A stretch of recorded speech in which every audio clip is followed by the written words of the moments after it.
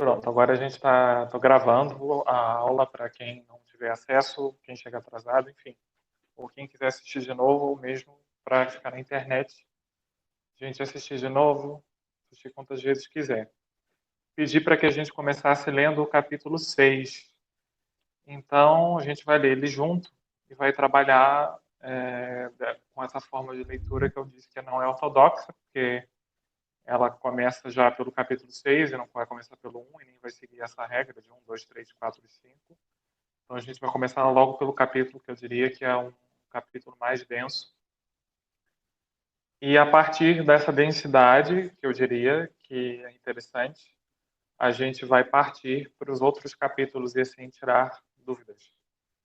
E não sei se vocês tiveram a oportunidade de abrir o texto já dar uma lida, mas repararam que ele é sempre dividido numa espécie de tem uma seção e embaixo tem eu não vou chamar de axioma porque eu não encontrei em nenhum comentador, em nenhum, enfim, em nenhum local ninguém se referindo a essas seções como axiomas.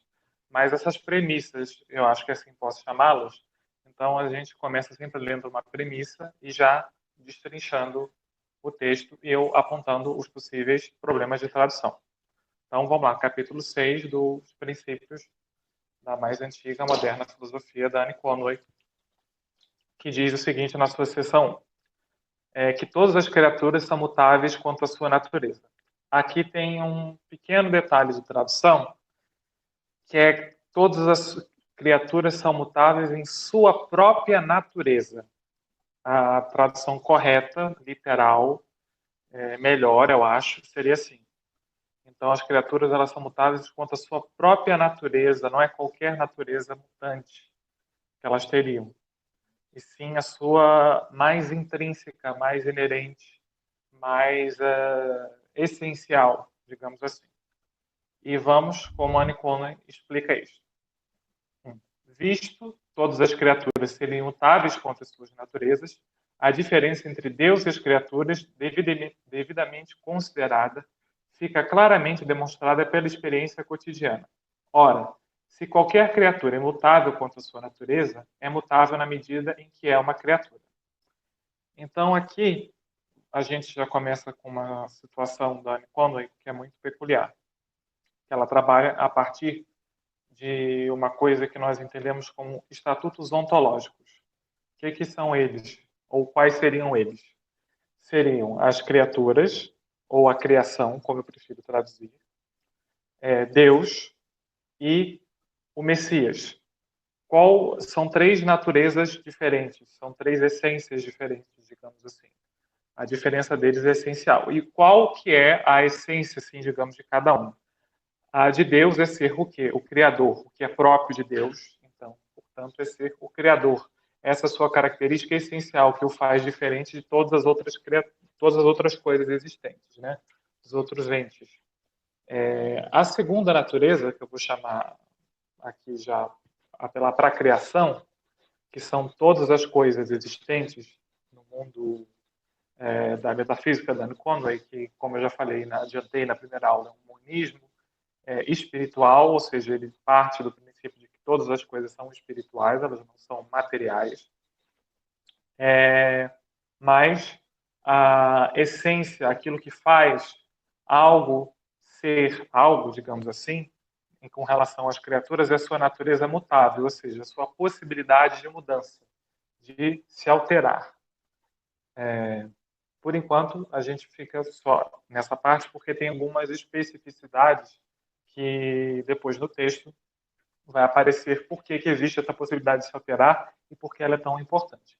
Então, ela diz isso e o argumento que ela usa é o seguinte, fica claramente demonstrado pela experiência cotidiana. Aqui, então, a gente tem um detalhe interessante que é demonstrado pela experiência cotidiana, que ela pode estar se referindo não só às transformações físicas mesmo, dos alimentos, dos objetos, enfim, de tudo, porque tudo é uma criatura, evidentemente, tudo é obra de criação de Deus, como o nosso próprio processo de envelhecimento, nascimento, morte e vida.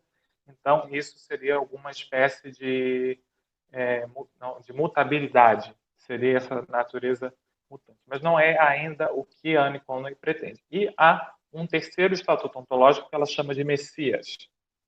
Messias que ela vai retirar, vai, na verdade, tentar conciliar o cristianismo com a mística judaica, com certo que eu vou chamar de cabalismo, porque não se trata de uma cabala pura do Zohar, não se trata de nenhum texto mais aprofundado de cabala, porque ela não chegou a ter acesso a isso, mas sim de algumas leituras e trocas que ela teve com Henry Moore.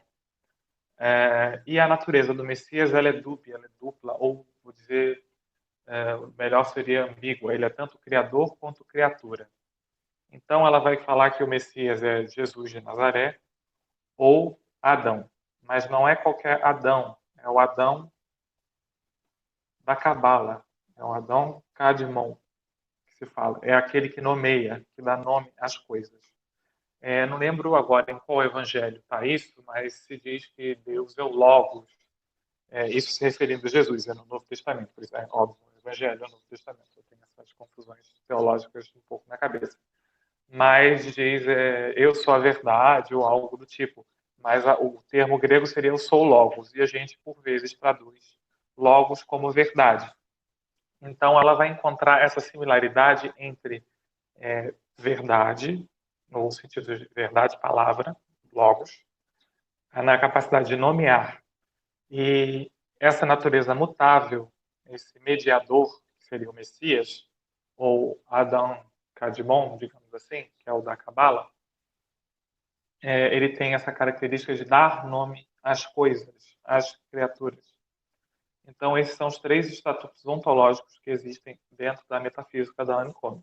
Isso ela explica, começa a esboçar lá no primeiro capítulo, mas tem umas implicações mais interessantes que eu ainda não vou entrar porque eu quero me focar aqui. Então, continuando a leitura. Ora, se qualquer criatura é mutável quanto à sua natureza, é mutável na medida em que é uma criatura. Ou seja, o que faz de uma criatura é sua capacidade é mutável. Consequentemente, todas as criaturas são mutáveis de acordo com a mesma lei, nomeadamente que sempre que uma coisa é semelhante a outra na medida em que ela pertence a outra espécie, é semelhante a tudo quanto essa espécie contém. Aqui ela está começando a esboçar já não uma diferença, digamos, mas uma semelhança, fica muito evidente, entre não vou dizer, não se trata de classificar as criaturas, mas dizer que, olha, já que existe, eu posso dividir o cosmos, digamos assim, nesses três estatutos ontológicos, ou analisá-los a partir desses três estatutos ontológicos, eu escolho desta forma, eu explico desta forma, porque o que faz de uma coisa semelhante à outra, ou seja, na metafísica de Anne Conway, no pensamento dela, na filosofia dela, pela semelhança seria a característica essencial. E o que as espécies têm em comum é, para ela, essa característica de serem mutáveis. E daí ela continua. De fato, visto a mutabilidade ser adequada à criatura na medida em que é criatura, e este é o nome geral da espécie que inclui todas as criaturas, e aqui a gente pode mudar o termo criatura por criação, porque isso nos dá uma abrangência maior, porque não se trata só de seres que a gente considera vivos, até porque tudo é vivo em Anne e não existe nada morto. Se trata dos seres inanimados, mais, sei lá, bizarros, quanto essa minha garrafa de beber água, que para ela tem alma e que para ela não tem uma hierarquia nenhuma entre esses entes. Na verdade, entre a garrafa e eu não há uma hierarquia, digamos assim, para Deus ou para qualquer outra coisa. Isso que eu acho muito interessante nela.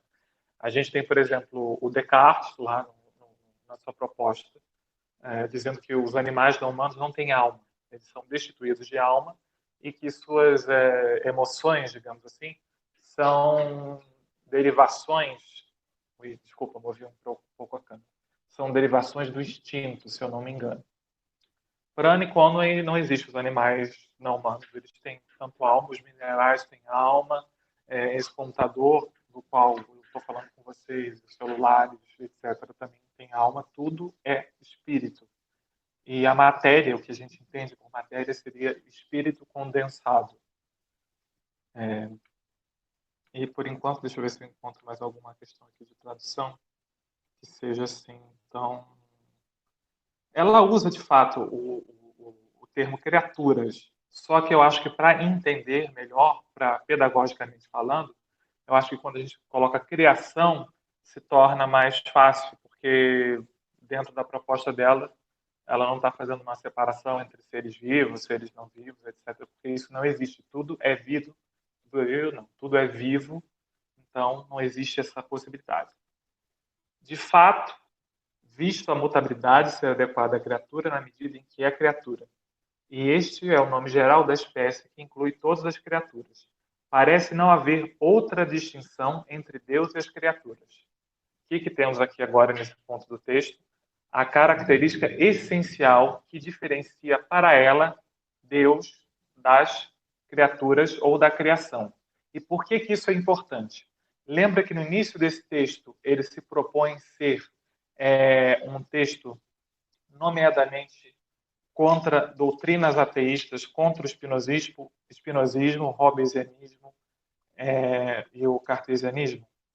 Dentro dessas filosofias, sobretudo do Spinoza, nós temos uma crença que hoje há um certo consenso. Eu tenho alguns problemas com isso, conceituais, na verdade, mas enfim, não está errado dizer, assim, conceitualmente, chamar o Spinoza de panteísta. Para Anne Conway, o panteísmo, a questão do panteísmo tornar Deus substância única e assim as criaturas serem meio que partes de Deus ou derivações de Deus ou, como diz o Deleuze, as dobras, isto seria herético, herege, porque confundiria Deus com a criação. Isso para ela é inadmissível. Para ela há uma distinção primordial, fundamental e, portanto, essencial entre Deus e a criação. E ela conclui essa primeira sessão com o seguinte escrito: porque se alguma criatura fosse imutável por natureza, seria Deus, visto a imutabilidade ser um dos seus atributos intransmissíveis. Ou seja, Deus ele é dotado de alguns atributos que ainda não vemos quais são, mas o principal deles, ou o que faz dele Deus, além de ser o Criador, é a sua natureza imutável, ou seja, ele não muda, ele está ali meio que fora de toda essa nossa roupagem, vou chamar aqui de humana, né? De forma pedagógica, é claro, para que a gente entenda e não fique tão duro, tão rígido. Vocês têm alguma pergunta sobre até onde a gente foi aqui?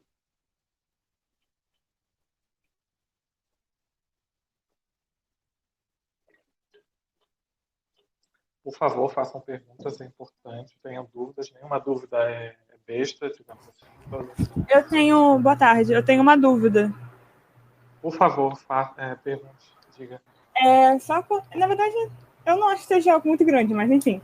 Quando você está falando sobre Messias, né, segundo ela, e ele ser ambíguo, aí você fala assim, ele pode ser tanto criador, tanto criatura. Foi isso que eu entendi, né? E aí eu queria saber se ele poderia ser ao mesmo tempo as duas coisas, ou ele é ora uma coisa, ora outra coisa, sabe? Isso é uma boa questão, porque ela não esboça. Ela coloca mais como uma natureza intermediária entre Deus e a criação. Não como ele sendo exatamente as duas coisas, mas uma natureza intermediária. Ele tem um pouco de cada. Porque a proposta da Anne Conway, adiantando já o que seria uma leitura do capítulo 1, é uma proposta de ecumenismo. E eu estou usando esse termo de maneira anacrônica, porque não existia ecumenismo no século XVII, certo? Isso é uma coisa muito recente. Mas ela começa todo esse tratado filosófico dela com a proposta de, não sei se alguém olhou lá no capítulo 1, de dar conta das disputas religiosas entre as interpretações teológicas entre os muçulmanos, judeus e cristãos, e a respeito da questão da trindade. E como a trindade não está respaldada no texto bíblico. Você não tem nada dentro do texto bíblico, em momento algum, que cite trindade, Pai, Filho e Espírito Santo. Então, ela vai colocar ali, na figura do Messias, ela vai achar o espaço para a figura do Messias dentro da sua teologia, da sua proposta teológica e política também, mas como uma espécie de busca, eu pelo menos é assim que eu li, interpreto, como busca de paz, de conciliação. Então, sendo ele o ser que tem essa coisa de ele pode meio que criar, ele tem meio que um poder de dar vida, por exemplo, quando a gente lembra de alguns milagres de Jesus atribuídos a Jesus de Nazaré, de levanta-te, anda, de ressurreição de Lázaro, tem ali uma coisa da multiplicação de peixes. Isso seriam gestos que nos aproximariam, digamos assim, de uma compreensão do que seria Deus. Isso seria um gesto de criação, digamos assim. E na leitura cabalística que ela faz, do Adam Kadmon, Kadmon, eu tenho que sempre conferir se a pronúncia está correta, para não cometer um erro, né, obviamente. Ele é aquele que dá o nome às coisas lá no Jardim do Éden, em Gênesis. Tem lá todas as criaturas, tem lá as árvores, os peixes, mas nada disso tem nome ainda. Então, ele é o ser que vai dar nome. E isso, para ela, é muito importante, essa coisa do dar nome, dar linguagem. Então, eu leio mais essa coisa da natureza criadora desse intermediário, que é o Messias, mas com a sua possibilidade de logos, de dar nome, de desvelar uma certa... Desvelar já é um vocabulário muito da filosofia contemporânea, não é da filosofia moderna, mas seria algo como de dizer a verdade sobre, ou de poder atribuir uma verdade sobre, ou elucidar alguma coisa a respeito. E também, nesse sentido de dar nome, é para ela criar, de alguma maneira. Quando o Adão chega lá e diz, olha, este é o leão, este é o gato, este é o cachorro, isso para ela tem um gesto criativo ali, que a aproximaria. É Adão Kadmon, se eu não me engano. Isso é o homem primordial, ou Kadmone. Enfim, tem essas disputas, ela fica nessas leituras. Na verdade, ela lê muito mais coisa. Eu estou descobrindo que ela, provavelmente, nas leituras, não necessariamente leitura, quando eu me refiro, é ler de fato, sentar e ler um texto, mas às vezes absorver através de alguém que leu. Quando ela vai estudar, muito provavelmente, Demócrito, ela tem acesso ali aos papiros mágicos egípcios, ela tem acesso a algumas leituras cabalísticas, ela tem acesso aos evangelhos pela sua própria, não só criação cristã, apesar dela se tornar Quaker ao fim da vida, mas ela tem uma proposta de observar essa cosmologia de uma maneira mais que hoje a gente pode chamar ecumênica ou de tolerância religiosa.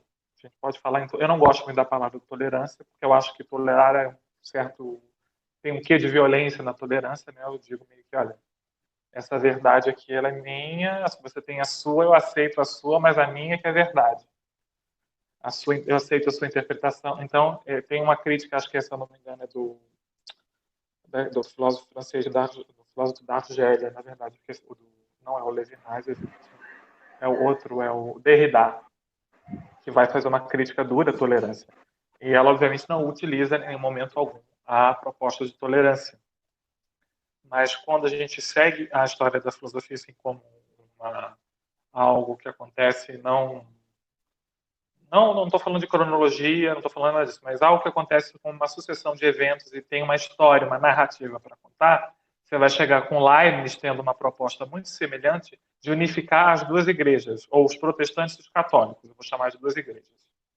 O Leibniz, ele vê essa proposta política, opa, vamos reunificar a Europa através de uma reunificação do cristianismo.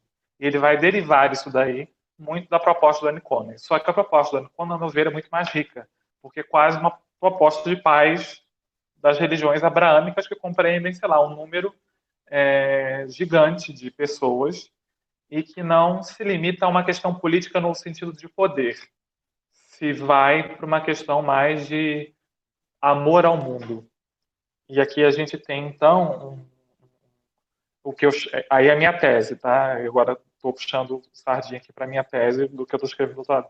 Você tem, então, uma sujeita, em vez de usar sujeito, eu tenho uma sujeita cognoscente que pensa questões do seu tempo, se debruça na filosofia do seu tempo, mas com outras intenções, ou pelo menos com outros paradigmas olha, eu não quero unificar o cristianismo para fazer da Europa forte.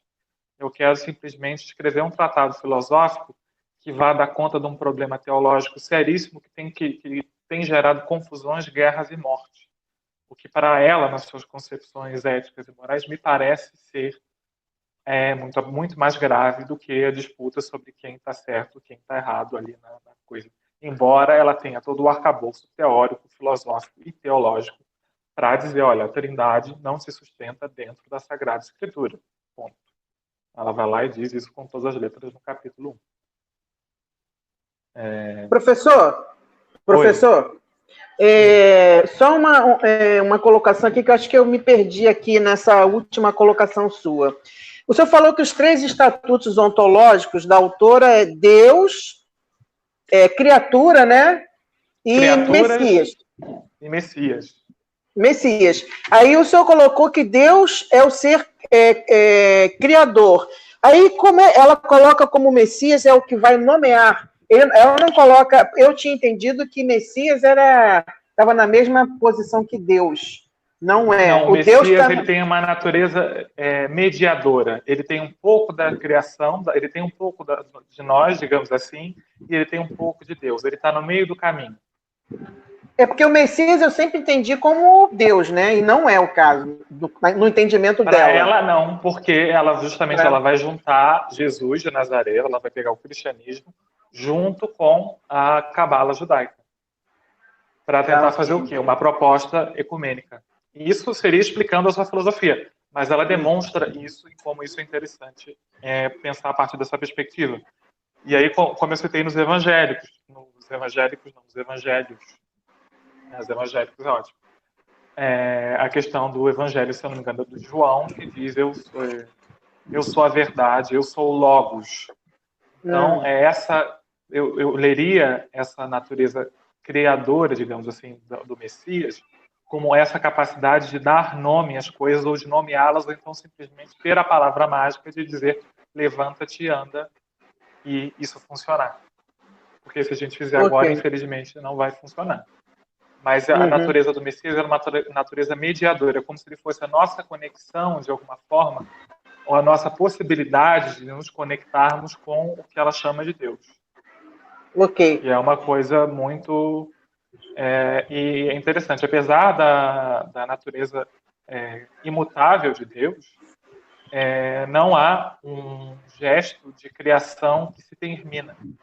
A criação é um contínuo. A criação ocorre.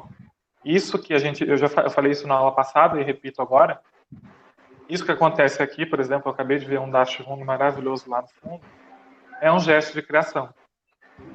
Tirou o dashboard, eu não sei o nome, estou falando da raça. Da Beatriz. Acabei de ver um cachorrinho maravilhoso lá ao fundo, amo cachorro.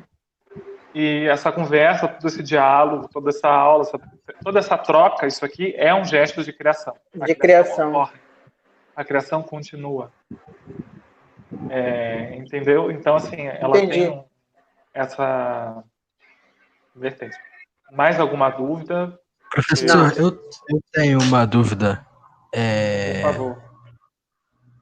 Ainda sobre essa questão do mediador do Messias, em um dado momento do capítulo 6, eu acho que ainda é no início, nas primeiras páginas, ela fala justamente que todas as coisas do universo se encaixam nessas 3 proposições ontológicas, nesses 3 estatutos ontológicos, de maneira que não há necessidade para uma 4ª ou 5ª, né?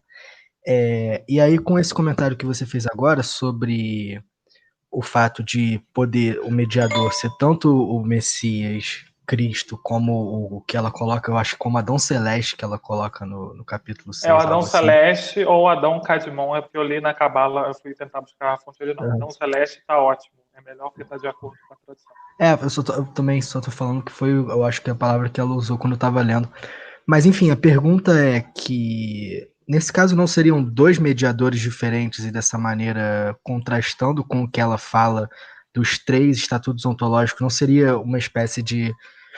porque o que eu quero saber é se eles são um e o mesmo no texto dela, se Cristo e o Adão Celeste correspondem a uma mesma entidade do estatuto ontológico, ou se há, de fato, 2 mediadores. Se eu não me engano, ela usa o conectivo, ou proposição ou. Então é um ou outro. Mas o mais importante é saber qual dos dois possui tal natureza. Qual dos dois tem essa ambivalência, essa natureza mediadora, digamos assim, essa possibilidade. Então, se é um ou se é outro, isso talvez não seja o mais importante, se é o Adão celeste ou se é Jesus de Nazaré, porque para o judeu sempre será Adão celeste e para os cristãos sempre será Jesus de Nazaré. Mas isso pouco importa. O que importa é o fato de que estes entes, quando lidos em suas, sei lá, cosmogonias, eu vou chamar assim, eles são representados como tendo essa natureza mediadora, essa coisa que fica entre o humano e Deus e que não é nem é humano, não seria o correto, como eu falei, todas as criaturas estão no pé de igualdade, que eu acho uma ideia fantástica, assim, de respeito ao que a gente chama de natureza mesmo. Agora estou falando de natureza no sentido de vida, de ordem, de tudo aquilo que existe, não de natureza no sentido de essência, que é geralmente como a gente trabalha aqui no texto. Então você vê que tem algumas coisas bem complicadas. Esse capítulo é o mais complicado de todos e eu quis começar por ele, porque ele tem as teses mais robustas, digamos assim, as mais polêmicas e aquelas que exigem que a gente pare e fique justamente refletindo. E você fica, mas são dois, são um, não sei o quê. Na verdade, para ela, eu acho que Jesus e Adão Celeste, ou Adão Cadmon, podem ser a mesma pessoa. Podem ser manifestações diferentes do mesmo ente, que é o Messias, que seria por isso que ela chama de Messias. Ela vai colocar Messias. Esse é o intermediador. Porque, assim, ela resolve, inclusive, o problema teológico. Ela não entra na querela, ela não entra na briga. Ela vai dizer, tem o Messias. Ah, beleza, na minha concepção, na minha tradição, o Messias é Jesus. Ótimo. Na minha tradição, no judaísmo, o Messias está por vir. Eu estou aguardando ele até hoje, não chegou. E aí tem essa... Você solucionou o problema, entende? Com uma mera questão de linguagem. Vê como o apreço dela, isso a gente repara lendo, o apreço dela por nomear as coisas também é tão, assim, tão afiado que ela... Opa, apareceu aqui uma questão, mas a gente consegue reverter ela ou replicá-la com essa concepção já de Messias surgindo. É um texto, quer dizer, eu gosto muito desse texto quando eu li a primeira vez, mas eu gosto dele por outros motivos. Eu gosto de tudo nele, na verdade, mas esse não é o que eu mais gosto. Mais alguma dúvida a respeito? Porque aí a gente passa para a sessão 2.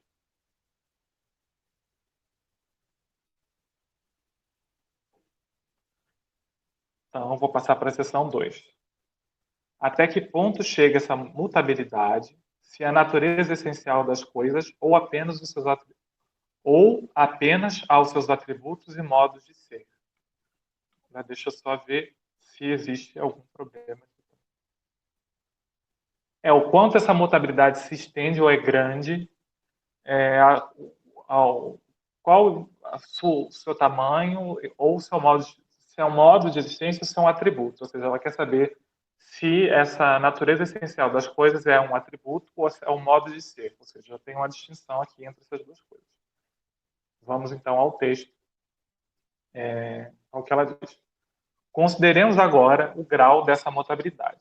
Primeiro, poderá um indivíduo transformar-se noutro, quer da mesma espécie, quer de outro diferente?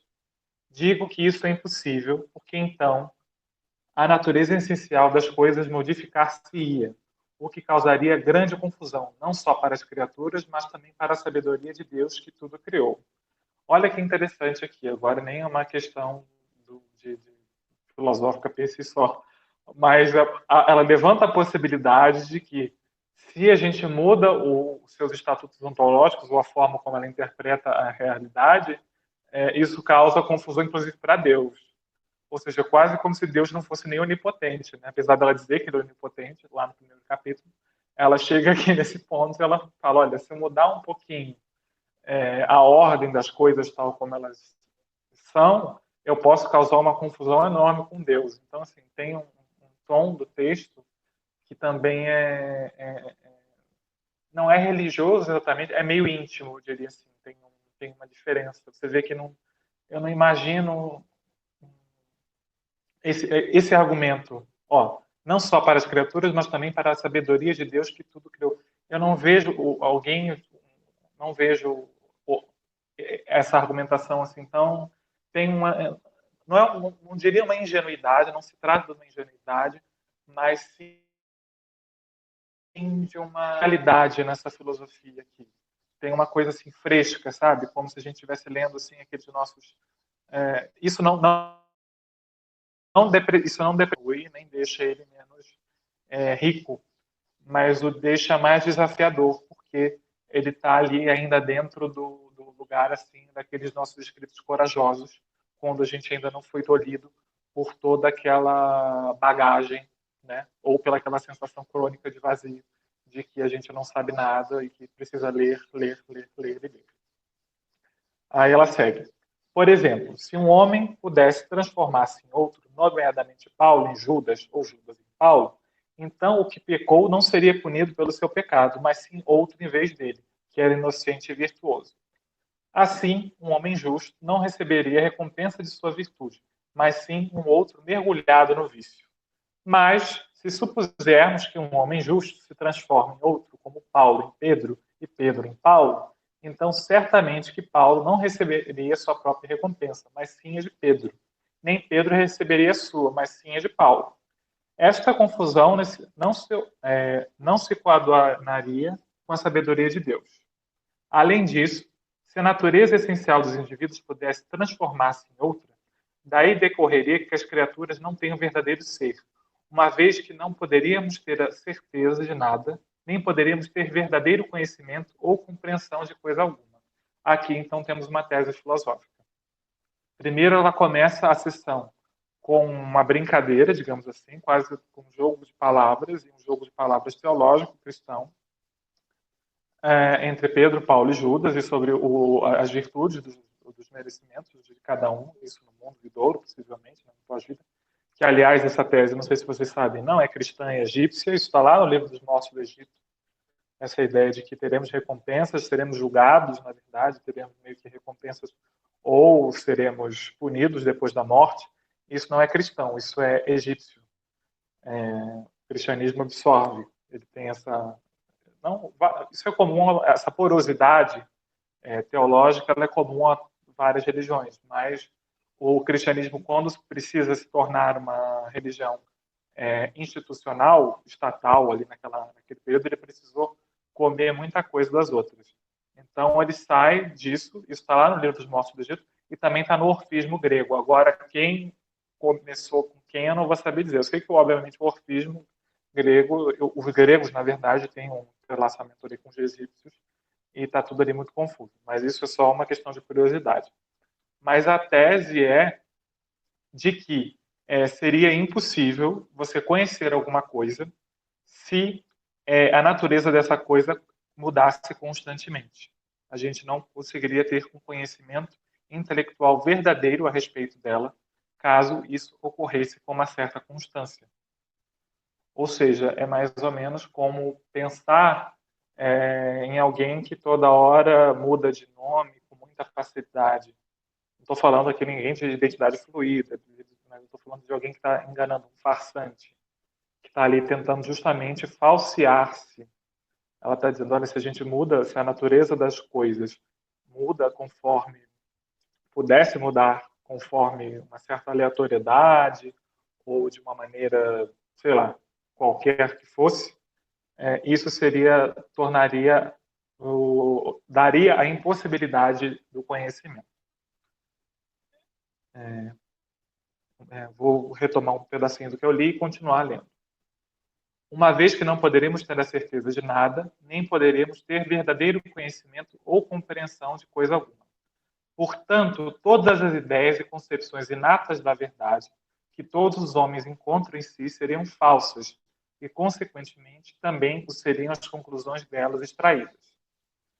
Aqui fica evidente que ela é uma racionalista, porque, portanto, todas as ideias e concepções inatas da verdade, ou seja, ela acredita na inatidão do conhecimento. Isso a coloca junto do Descartes, do Spinoza e dos demais racionalistas que vão colocar que a alma não é uma substância vazia, não é uma página em branco.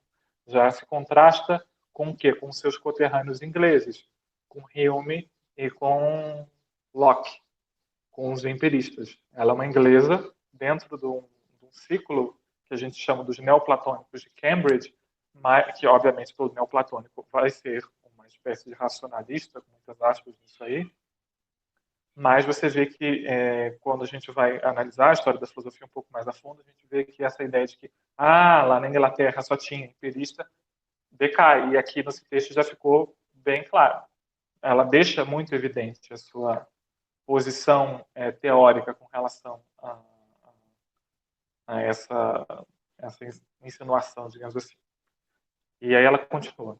Porque toda ciência é verdadeira ou certeza do conhecimento depende da verdade dos objetos. Aqui damos a designação comum de verdades objetivas. Se essas verdades objetivas fossem permutáveis, então a verdade de uma afirmação qualquer acerca do objeto também se modificaria. Aqui ela está apelando para o argumento da contingência. Ela está dizendo, olha, se a natureza das coisas fosse até que ponto vai essa mutabilidade? Se ela se exagera, isso cria um problema de conhecimento. Isso em primeiro lugar, isso cria um problema de conhecimento. Em segundo lugar, cria um problema de contingência, ou seja, deixa de existir a necessidade, né? E em quarto, cria um problema de incognoscibilidade, ou seja, não é possível conhecer nada.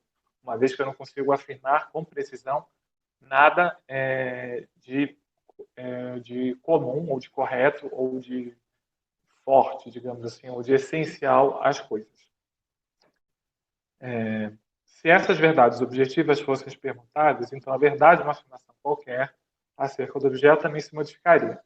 Portanto, nenhuma afirmação poderia ser inevitavelmente verdadeira, nem sequer a mais clara e óbvia, como, por exemplo, a seguinte: que todo é maior que o todo é maior do que as partes, e que duas metades formam um todo. E aqui ela usa um outro exemplo, que é um claro racionalismo, digamos assim. É um exemplo quase que não chega a ser matemático, mas é algo que é do âmbito da investigação do intelecto sem a necessidade da experiência. Que é essas investigações sobre o todo, sobre as teorias. Quando a gente traz isso para a lógica do século XX, a gente entra na teoria do conjunto, etc. Eu vou entrar nessa discussão agora. Alguma dúvida sobre essa seção 2? Muitas dúvidas, ou questionamentos, ou comentários?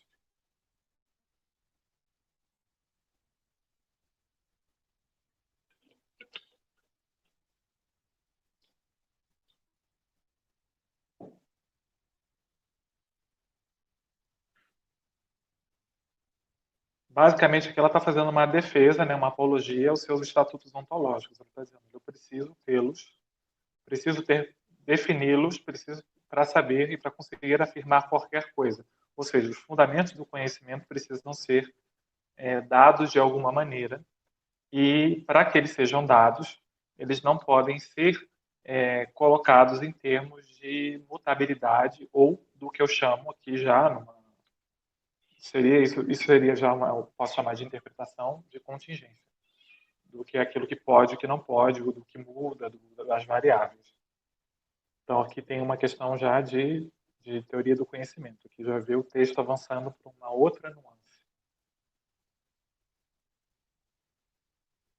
Então, alguma coisa que vocês queiram comentar? Acharam muito confuso? Eu acho muito confuso. Eu acho que eles vêm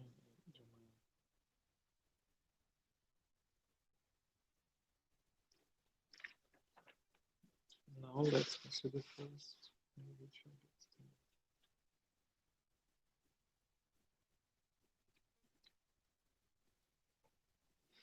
Engraçado, a essência das coisas não no texto em português não está maiúsculo. E aqui na minha tradução em inglês está maiúsculo. E agora eu quero ver como é que está no texto.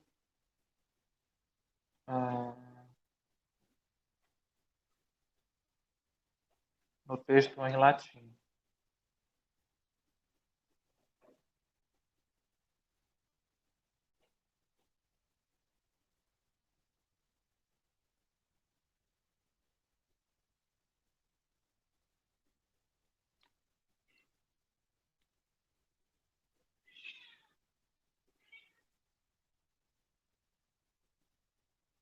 Aparentemente não. Aparentemente não tem nenhuma especialidade aqui que coloque a essência das coisas como algo tão. Deixa eu ver na versão que eu tenho impressa.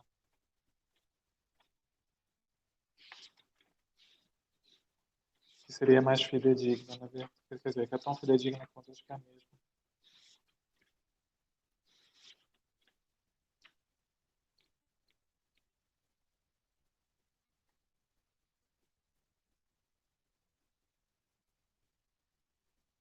As criaturas aqui aparecem em criatura e Deus e aparecem em maiúsculos, sim. Então tem uma.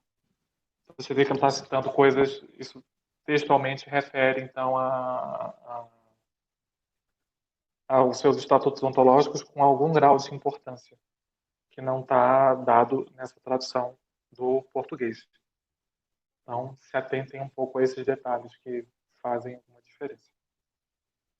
Vou passar para a seção 3, então. Esse capítulo tem 11 sessões. E ele é bem grande, vai ter um momento talvez que a gente tem que correr, enfim, mas não vamos pensar nisso agora.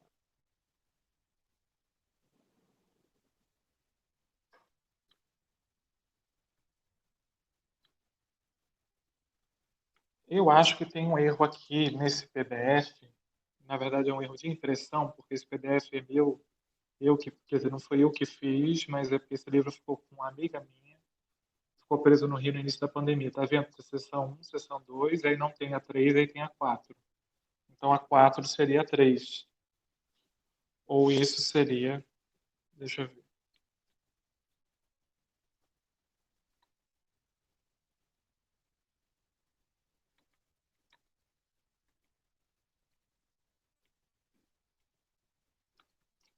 Essa tradução para o português, ela juntou,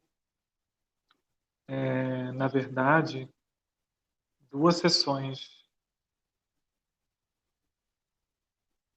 Porque a terceira sessão seria ó, que é a criação, né, a criatura. As criaturas elas só são mutáveis no seu modo de existência, mas não na sua essência. Isso é a seção 3, não tem isso aqui. Quer dizer, tem, mas não está numerado. Está vendo depois da pergunta? Ó? Que só os modos de ser são mutáveis, mas não as essências. Essa é a seção 3. Então, quem puder fazer uma anotação em cima do PDF, se tiver com texto impresso, coloca aí o S.3 para não se perder. Essa seria a seção 3, está com erro de impressão. Que é essa frase. Vou até relê-la para não me perder. É que só os modos de ser são mutáveis, mas não as essências. Começa a Niconden. E daí ela continua com o mesmo problema. Ela continua patinando, digamos assim, na mesma questão para dar conta. 3. Além disso, temos de considerar se uma espécie se pode tornar outra. Mas primeiro temos de distinguir tão cuidadosamente quanto possível como uma espécie se diferencia da outra. Porque há muitas espécies que se diz frequentemente que são diferentes, mas, no entanto, não são distintas entre si em substância ou essência, mas apenas em certos modos ou atributos. E quando esses modos ou atributos se modificam, disse que a própria coisa mudou de espécie. Mas, na verdade, não é a própria essência ou entidade que assim se modifica, mas apenas o seu modo de ser. Precisamos de um exemplo. Ela segue exatamente com isso que nós necessitamos. Por exemplo, a água não se altera, mas permanece a mesma, embora congele com frio, solidificando quando antes era líquida. Quando a água se torna em pedra, não há razão para supor que ocorreu uma modificação de substância maior do que no exemplo anterior, quando se transformou de água em gelo. E quando uma pedra volta a transformar-se em terra mais mole e dúctil, também aí não há mudanças de substância. Assim, em todas as outras alterações que podem observar-se, a substância ou essência permanece sempre a mesma. Há apenas uma modificação de forma na medida em que a substância deixa uma forma e toma outra. Ou seja, há apenas modificações de aparência e não de essência. E aqui ela utiliza de argumentos muito sensoriais, digamos assim, de exemplos bem sensoriais, diferentes daquilo que ela vinha propunha. Ou seja, ela aceita que há ideias inatas na alma, ou ela postula isso muito bem ao longo da sessão 2, mas na sessão 3, e acho que na sessão 1, ela também se lança de alguns argumentos que dizem respeito a uma certa investigação através dos sentidos, mas que, se a gente for parar para pensar um pouco, de fato, os estados sólido, líquido e gasoso da água, eles podem nos enganar poderiam nos enganar antes, obviamente, das descobertas, mas, enfim, do avanço do processo científico, a pensar que se tratavam de 3 substâncias diferentes. Aqui, por algum motivo, que ela não deixa claro qual é, por alguma razão do intelecto, sabe qual seja, ela não deixa isso claro, ela mostra que não há uma diferença essencial entre o gelo e a água líquida e, provavelmente, portanto, o gás. E nem a pedra, quando está muito rígida, quando se torna areia, pelo decorrer das ondas que ali bateram e, né, ao longo dos anos que foram e transformaram aquela rocha em areia. Ela vai dizer, olha, não há aqui uma mudança de essência. Isso não deixa de ser uma criatura, uma criação de Deus. Mas há uma diferença aqui em modo de ser, em forma de aparecer. Então, a gente pode, pedagogicamente, é claro, ler modo de ser como forma, como maneira de nos aparece, isso trazendo já para um vocabulário mais contemporâneo, que nos deixa mais, nos quais a gente está mais familiarizado. Há apenas uma modificação de forma na medida em que a substância deixa uma forma e toma outra. Ela não diz qual é. Estes argumentos provam que, em termos de sua substância ou essência, uma espécie não pode mudar de uma para outra. Igualmente, que um indivíduo não pode transformar-se em outro. Porque as espécies não são senão entidades subsumidas por uma ideia mental geral e comum, ou um termo comum, como, por exemplo, homem é uma espécie que inclui todos os homens individuais e cavalo é uma espécie que inclui todos os cavalos individuais. Se um homem não pode transformar-se em outro, menos ainda pode transformar-se em um indivíduo de outra espécie. Assim, se Alexandre não pode transformar-se em Dário, também não pode transformar-se no seu cavalo bucéfalo. Tem uma coisa meio jocosa no texto, assim.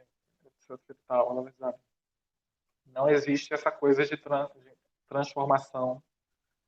Mas isso aqui me gera uma certa confusão mais à frente no texto. Que depois eu vou explicar por quê quando a gente chegar nele. Mas basicamente é isso. Não existem diferenças primordiais entre as criaturas que as tornem um novo estatuto ontológico. Elas não deixam de ser criaturas. Elas continuam sendo criaturas, mas elas nos aparecem de maneiras distintas. E há este fenômeno, vou usar fenômeno, mas não tem nada a ver com fenomenologia, né? Tem só o vocabulário. A este fenômeno eu chamo de modos de ser. É assim que ela lê a realidade. Alguma dúvida com relação a isso? Algum comentário?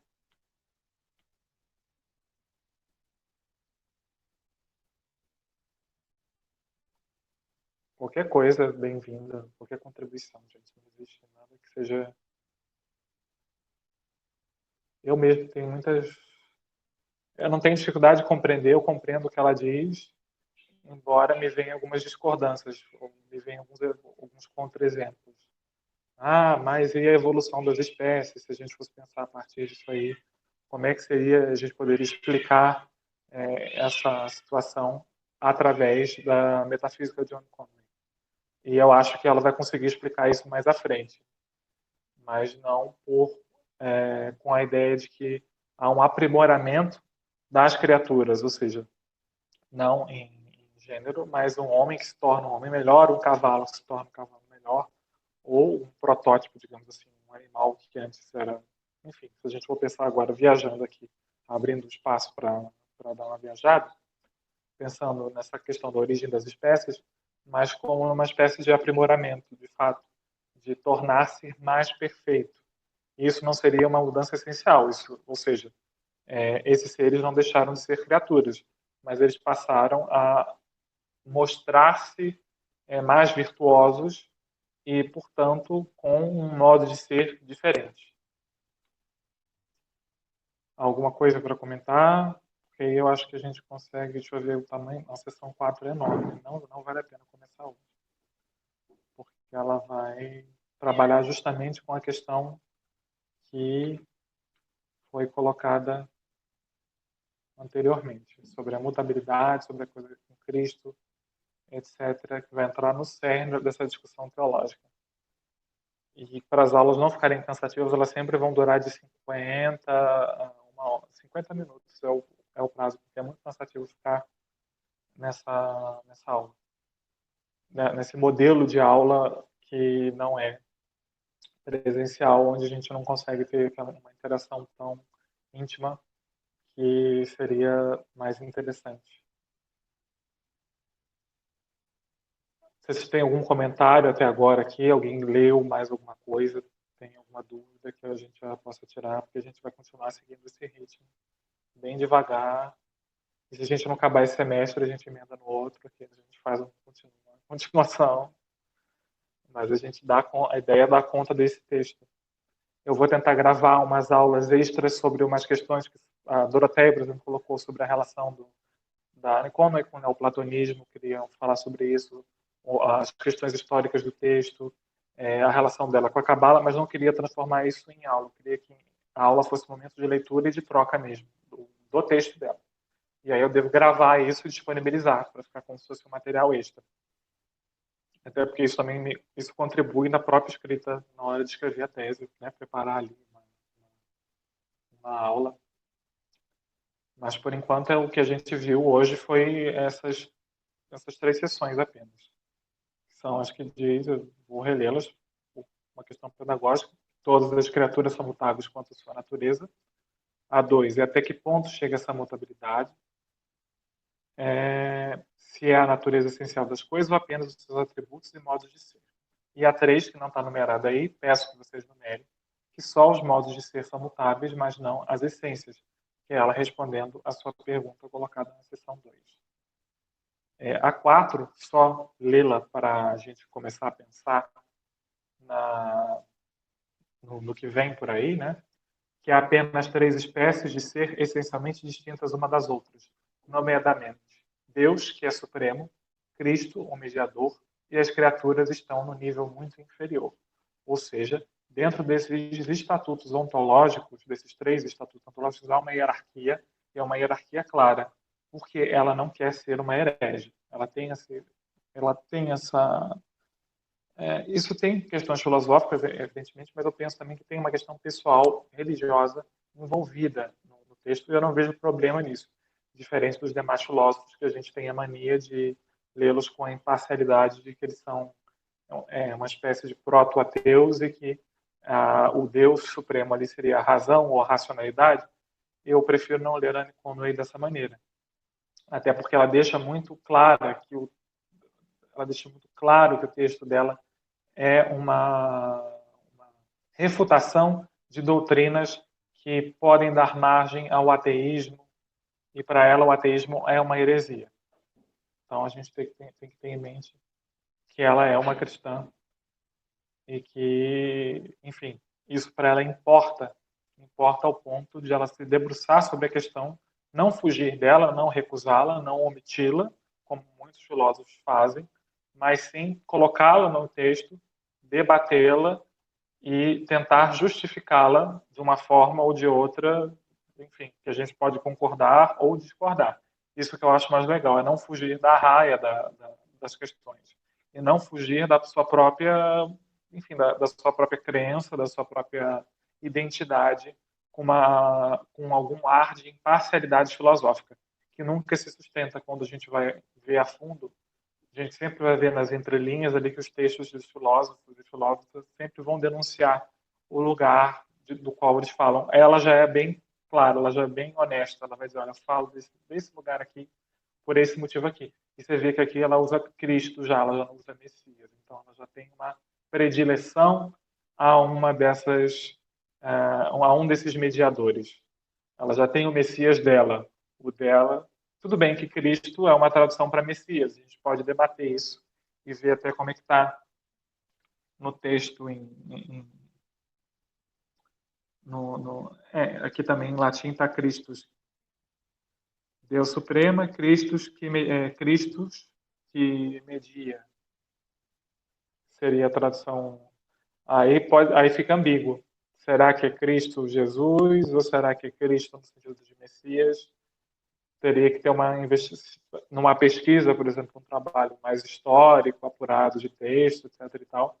Seria um tema de artigo, saber do que ela se refere aqui especificamente.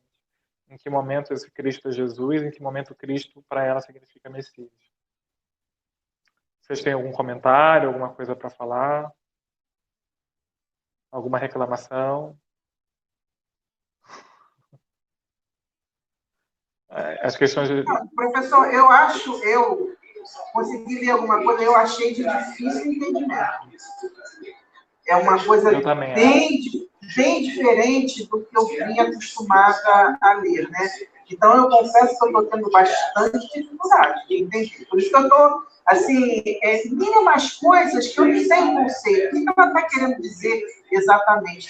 Então, eu estou tendo bastante dificuldade. Tanto que eu parei, não se estresse, espera a próxima aula, para ver se ele dá uma diretriz. Agora, o que eu vou fazer? Eu vou pegar a aula que o senhor deu hoje, que já ajudou bastante, vou reler o que eu já li para ver se eu consigo entender melhor.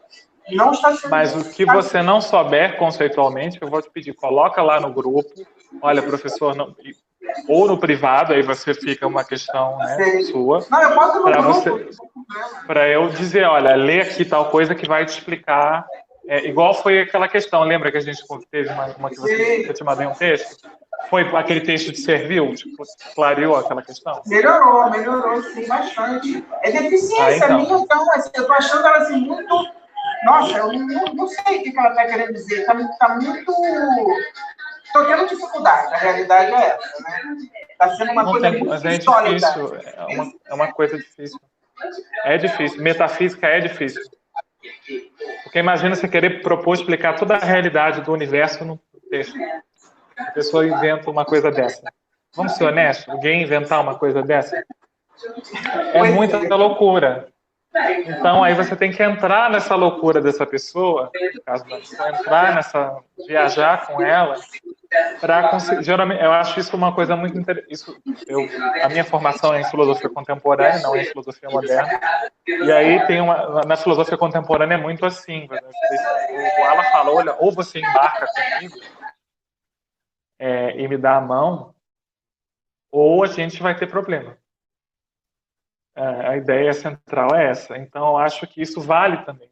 É como se a gente, de alguma forma, a gente suspendesse os nossos juízos, aí a gente não julga, e a gente lê e assimila aquilo para depois fazer o confronto. Aí talvez você consiga entender melhor. E é assim que eu consegui entender. Tá, essa sua proposta de eu fazer a pergunta no grupo vai ser boa. Que aí eu vou... pode fazer melhor. No grupo. Eu vou fazer, se tiver um conceito específico, que aí eu vou vendo, assim, tá. Mas alguém tem algum conceito específico que esteja, por exemplo, modos, atributos, isso é um vocabulário de filosofia e jargão filosófico. Isso, por exemplo, para eu não me demorar na aula, se vocês têm dificuldade nisso, eu posso ir ao dicionário de filosofia e pegar lá os verbetes e passar para vocês. Aí vocês, agora eu entendi, porque isso é jargão filosófico. Modo de ser e atributos. Mas atributos a gente pode entender assim muito razoavelmente como adjetivos, entende? Características. E modos de ser como aparência. Aquilo que nos aparece, aquilo que você enxerga na forma mais crua e evidente. Aquela sua primeira impressão geral.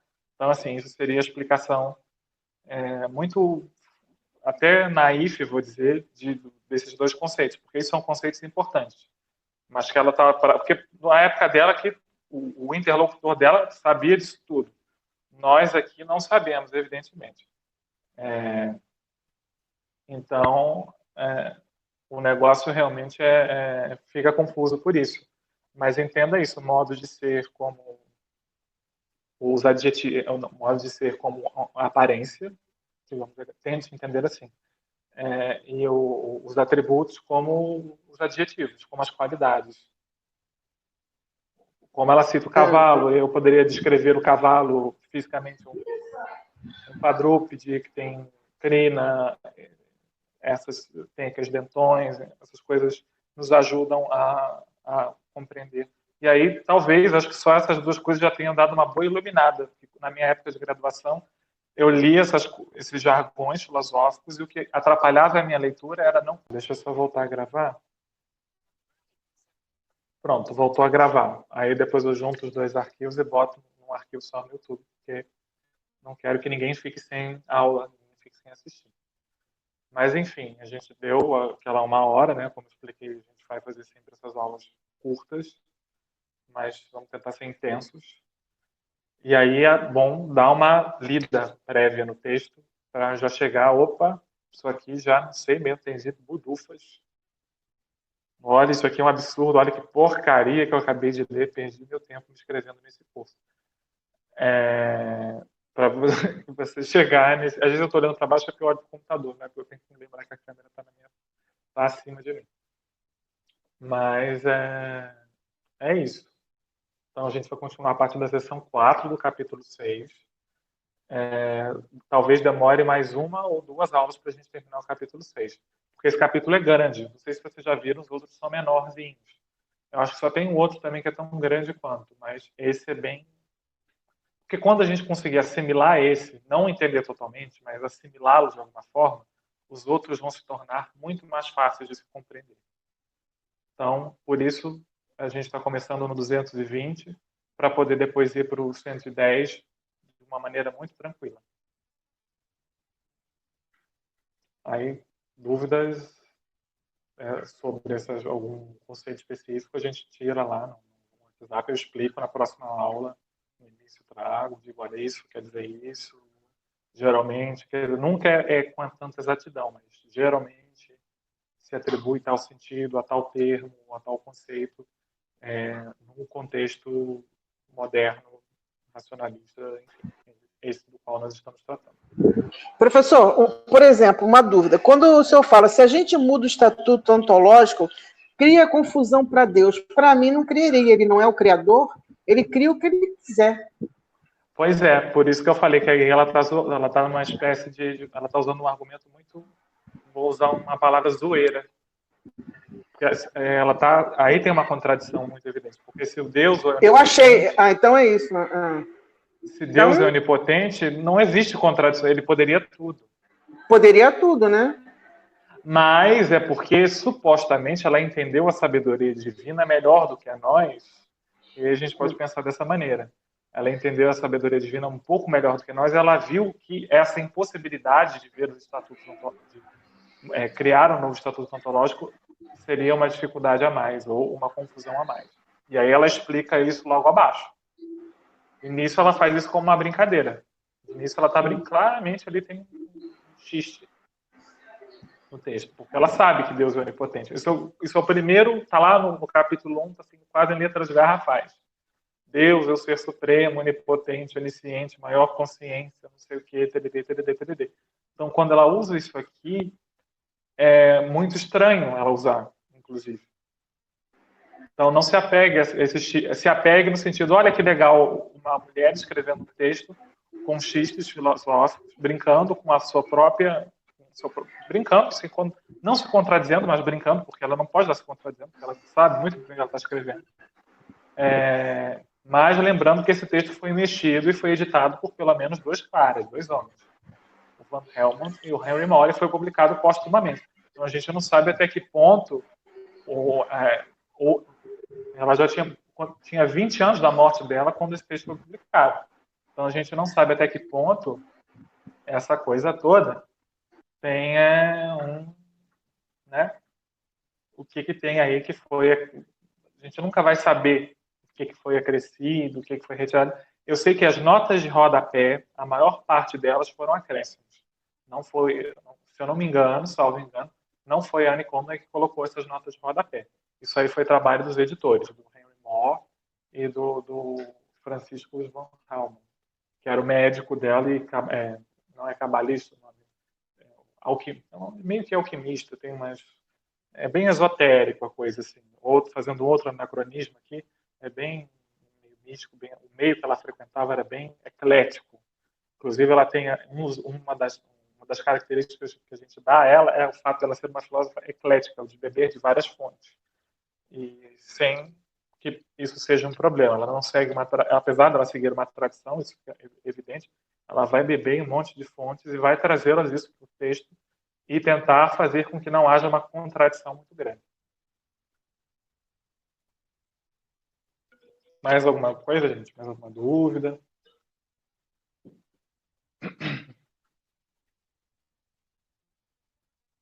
Então, vou encerrar por aqui. Lá, qualquer coisa, a gente continua no WhatsApp. Vou juntar os arquivos, que eu vi que são 2, né, do vídeo, e vai para o YouTube para quem não pôde estar hoje com a gente. Ou para quem quiser ver na internet, pode passar, está público. Tá bom? Não ouvi, que você está com o microfone desligado.